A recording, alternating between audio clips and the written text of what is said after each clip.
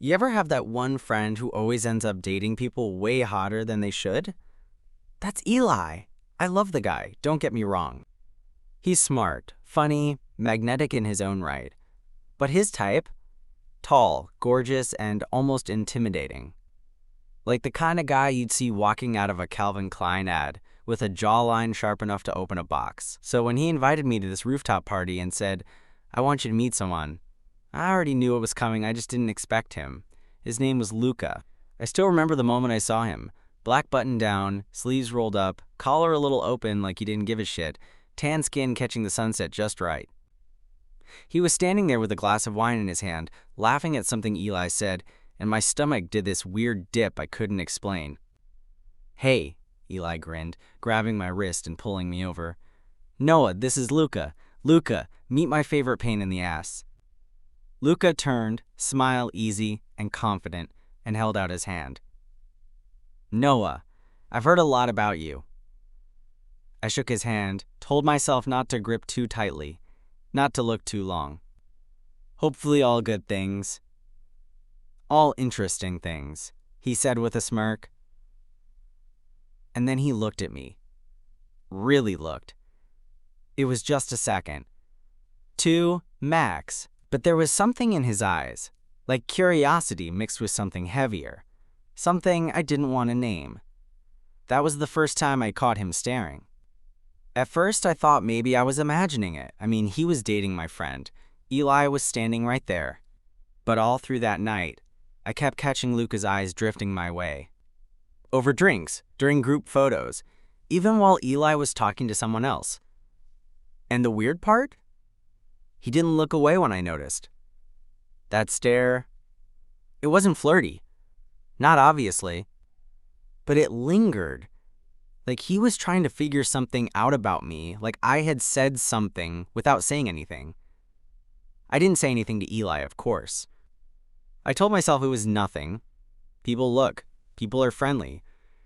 I probably just looked familiar or reminded him of someone. Simple. But then it kept happening. Every time we hung out, it was the same thing. Subtle glances. Little moments. He'd laugh at something I said, but his eyes stayed on me too long. Or we'd all be out at brunch, and I'd feel it, that slow, quiet weight of someone watching me across the table. And it wasn't just that. He started texting me. At first, it was casual. "Hey, what was that book you mentioned the other day? Is this the cafe you said has the good croissants?" Normal, right? But then it was midnight texts. "You up? Can I ask you something kind of random?" I told myself it was harmless, that Luca was just one of those people. Charming, a little intense, but ultimately loyal. But then one night, Eli invited both of us over to his place to watch movies. Just the three of us. He passed out midway through the second one, snoring on the couch, while Luca and I ended up on the floor with a blanket and half a bottle of wine. We didn't touch. We didn't say anything inappropriate. But we sat way too close. And there was this silence. Heavy. Like a question hanging between us that neither of us wanted to be the first to ask. That's when I felt it again. That stare, not from across the room. This time, he was inches from me, looking right into me and not pretending otherwise. He didn't blink, he didn't smile, he just looked.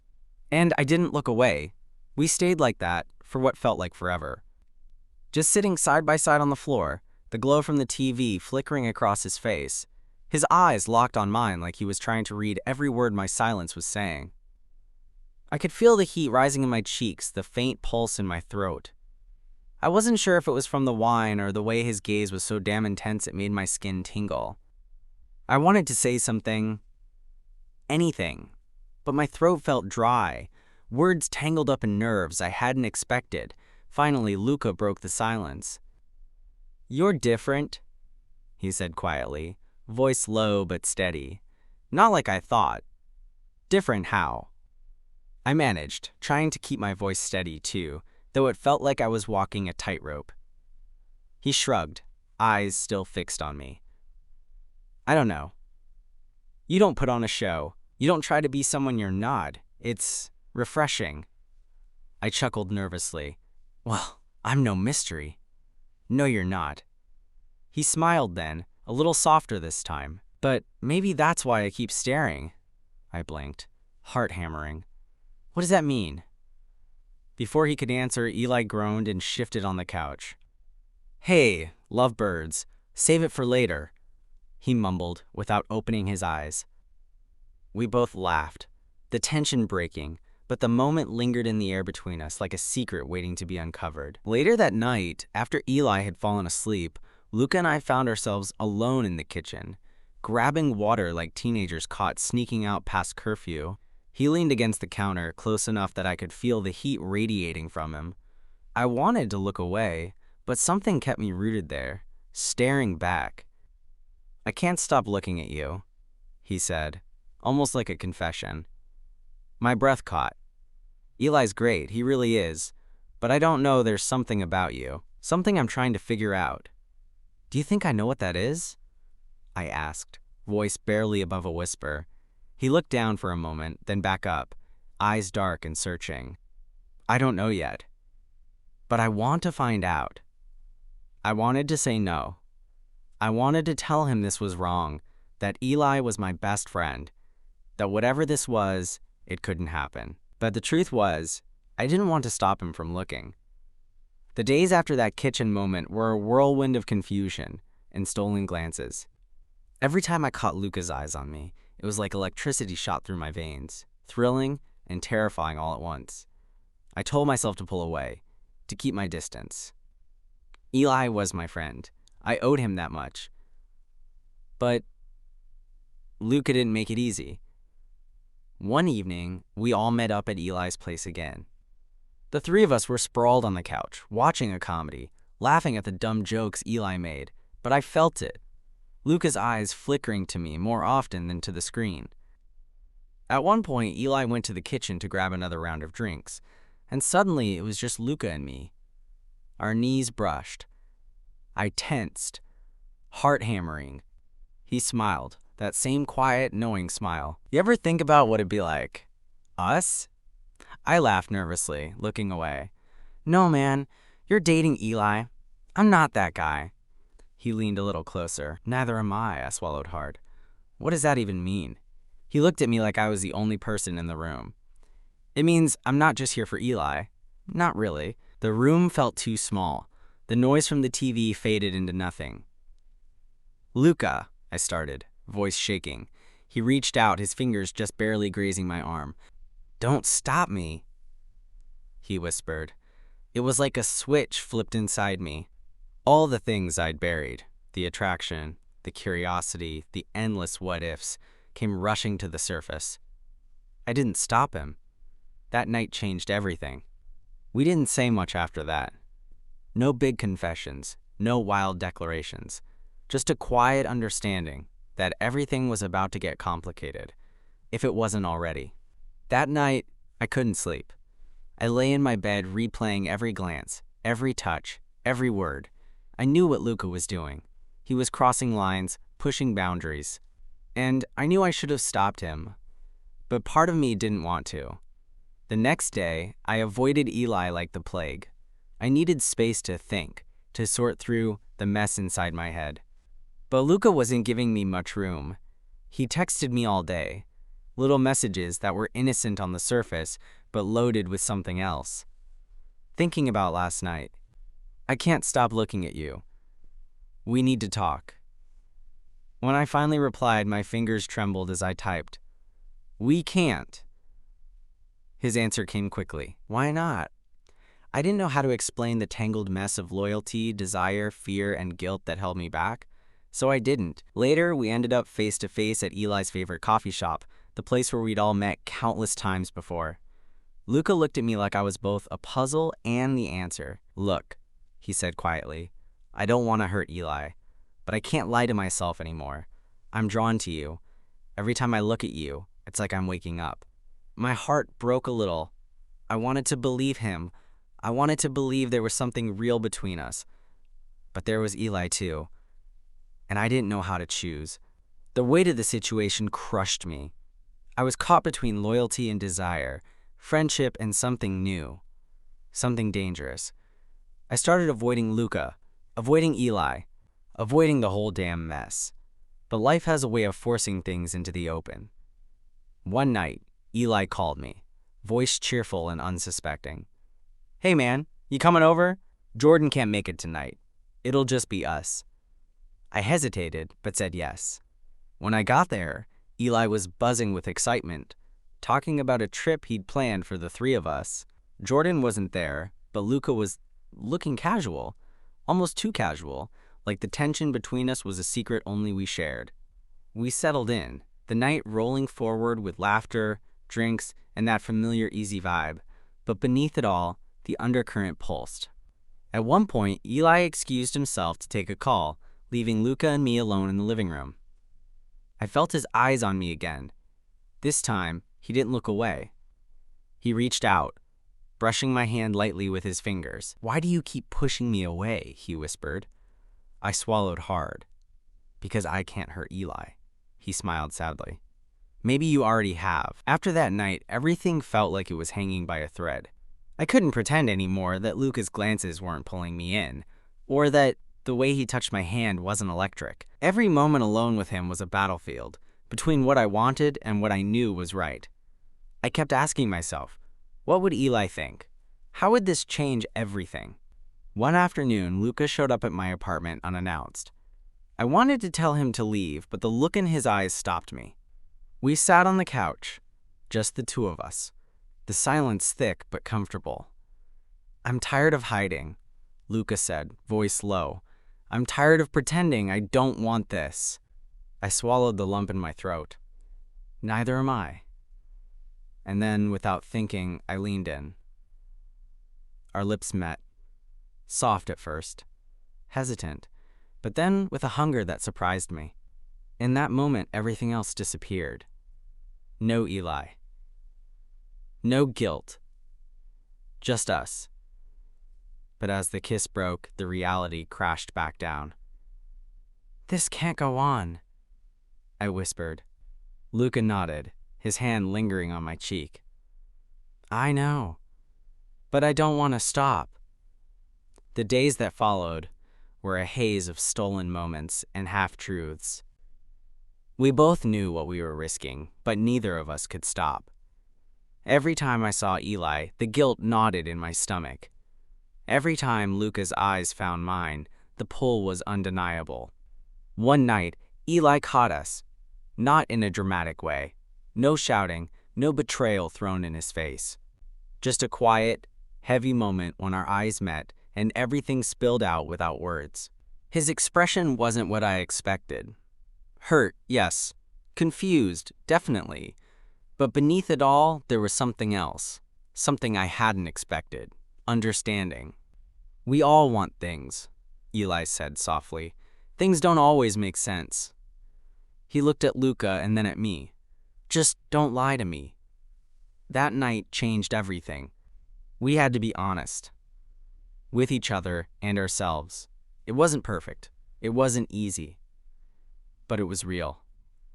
And sometimes, that's all that matters. In the weeks that followed, things shifted. Eli, Luca, and I, we found a new rhythm. It wasn't what any of us expected. And honestly, some days were tougher than others. But we talked. We laughed. We fought. We healed. I realized that love isn't always neat or easy. Sometimes it's messy and complicated and full of moments that don't make sense until later. Luca's gaze never stopped finding me. But now it wasn't a secret or a question. It was a promise. And Eli? He taught me what true friendship looks like. Not just sticking around when things are easy, but standing tall through the hard parts too. Looking back, I don't regret a single moment, because sometimes the people you least expect end up changing your life in ways you never imagined. And maybe that's the point. It all started with a feeling I couldn't shake, this low hum beneath my skin every time I was around Luca. He was Eli's boyfriend, sure, but there was something different about the way he looked at me. Not like a casual glance or a friendly smile, but something deeper, more searching, more intense.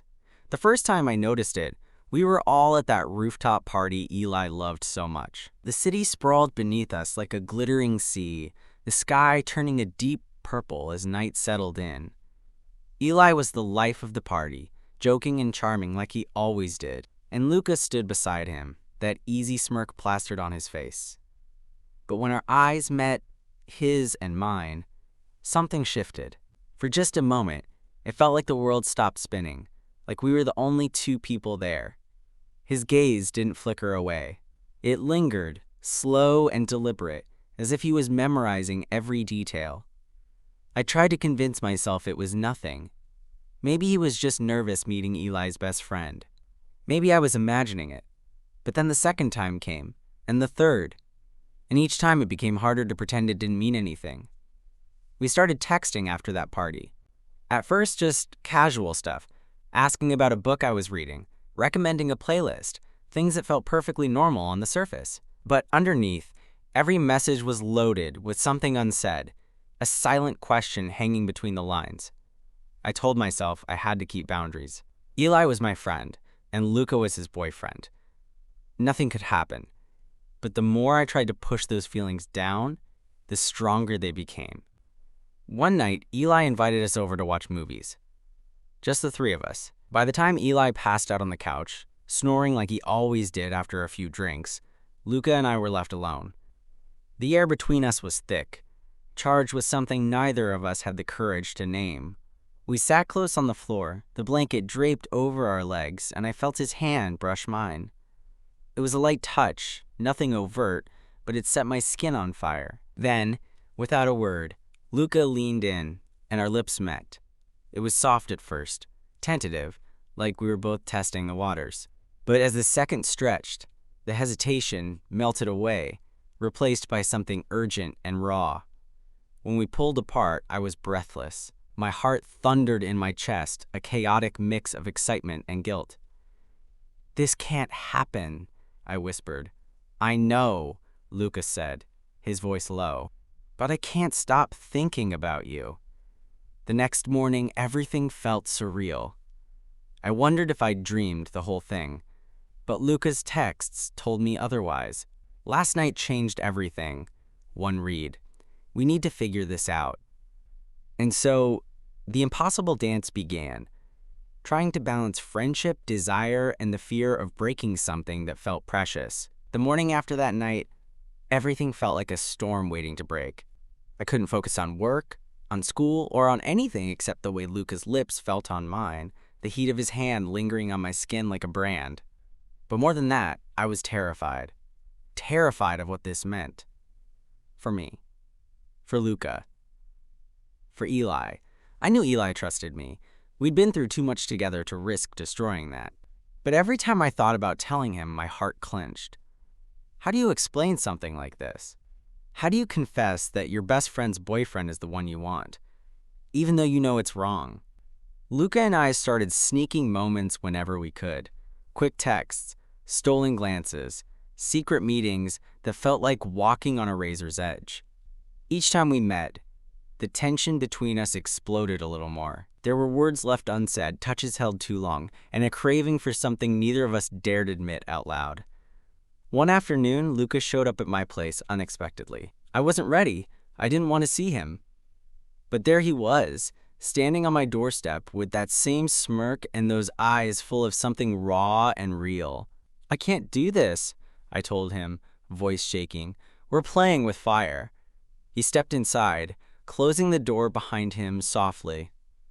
"Maybe," he said, "but maybe it's the only thing that's real." I wanted to argue.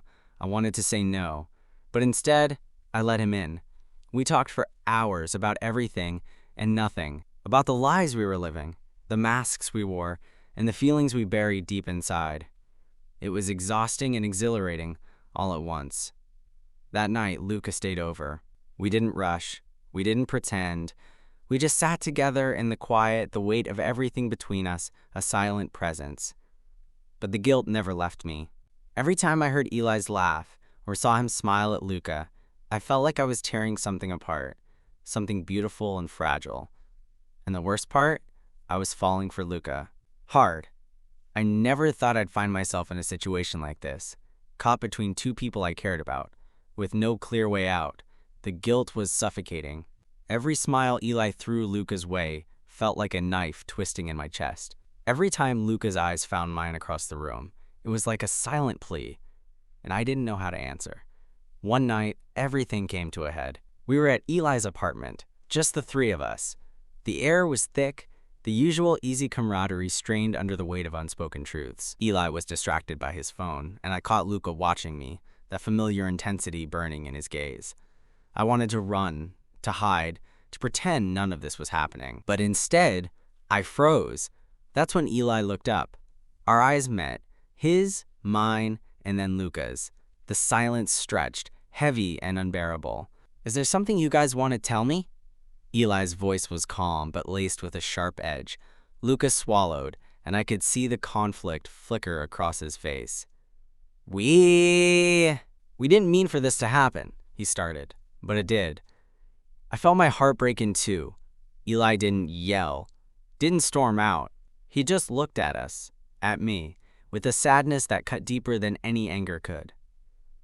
"We need to be honest," he said softly, "not just with each other, but with ourselves." That night, we sat down and talked like we never had before, about feelings, about boundaries, about what we wanted and needed. It wasn't easy, it wasn't perfect, but it was real, and maybe that was enough to start figuring out what comes next.